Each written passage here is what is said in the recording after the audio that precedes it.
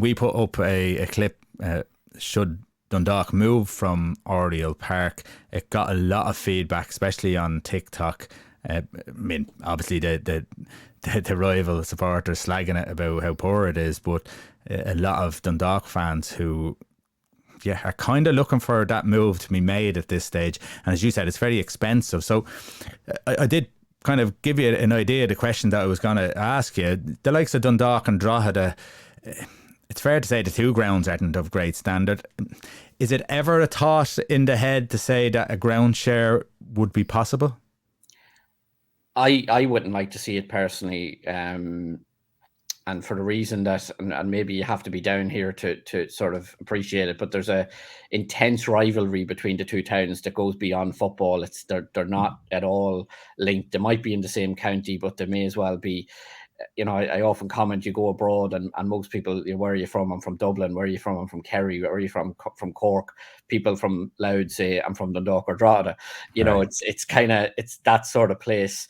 As well as that, I think you risk losing identity, I think, if you do that, because I'm not against the municipal stadium idea, but and I kind of have these figures ingrained in my head, but so United Park, or Weavers Park as it is this year, to Oriel Park is 36 kilometres.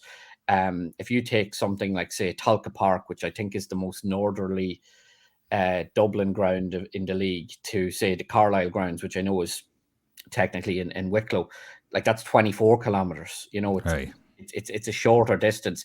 Brandywell to Finn Park is 40 kilometres, which is similar, distance, Dundalk and Drogheda, and even things like Cove to Turner's Cross, 23 kilometres. And I don't think you'd ask any of those clubs to ground share on a long-term basis. And and that would be my fear, that you look at multiple clubs, say Bows in the Phibsborough area, you go up to Sligo. There's great work being done in the community, and I just think if kids end up going to, be it one town or the other, or somewhere in the middle, like I know Dunleer has been suggested over the years, you just risk losing that identity of what makes you Dundalk, what makes you Drogheda.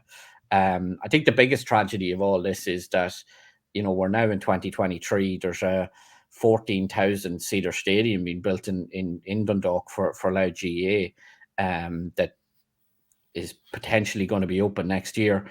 And, the fact that a club can't use that, even if it was for, say, European matches, I think that's a bigger issue, because, I've been fortunate enough to go on a lot of European trips over the years, and municipal stadiums are very common on the continent, and serve a really good purpose for these things. Yeah. I mean, obviously San Siro pops into everyone's mind when they think about that kind of stadium. I don't think it would be anything like that if it did come around. But listen, I take them points. They're good points, because you want to keep your identity. The only problem at the moment is that neither club have gone in any way to try and resolve this. And if you look at the likes of even Bohemians, who have been trying every each way to try and resolve their issues, you wonder, is there an appetite even at the moment for these clubs to change them? What have you heard?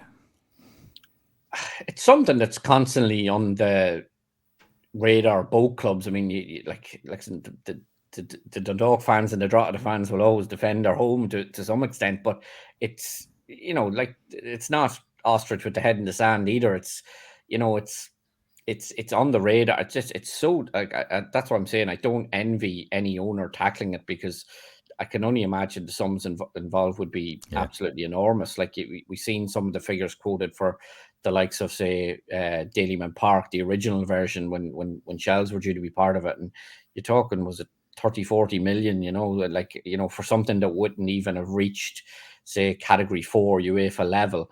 Now, maybe you could argue you don't need something like that. To be fair to Bose, I like what they've done this week with the terrace in the mono stand, as they're calling it. But it's a monster project to tackle, and it's very hard when you have, say, a local authority that is effectively broke. You have a football association that's effectively broke, and it's you're talking huge sums. It's always thrown at Dundalk that they didn't maybe invest after their run to the group stages, in 2016. I don't think that would have put a dent in it. to be quite honest, for what you'd need and what you'd want. Bear in mind it's in a residential area as well.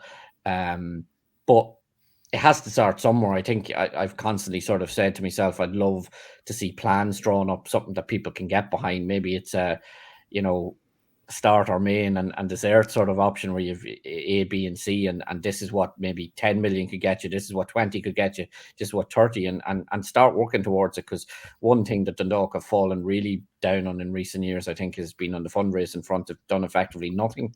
And look, it has to start somewhere, and look, it might take 10 years or might take 20 years, but you have to say, right, we need to, you can't bury your head in the sand forever on it. Because look, again, if that stadium's still like this in 10 years' time, will it be, with health and safety laws, everything, will it be fit for purpose? Who knows? But like, exactly. And when you look at everyone else trying to build stadiums and trying to progress, and as Nathan talked about before with Sligo, the community are getting around that one. They really need to get some sort of motivation within the community to try and put pressure on as well, because we need to start putting pressure on our local representatives to fund these clubs, which they're very important to the community, and you've highlighted both in Drogheda and Dundalk.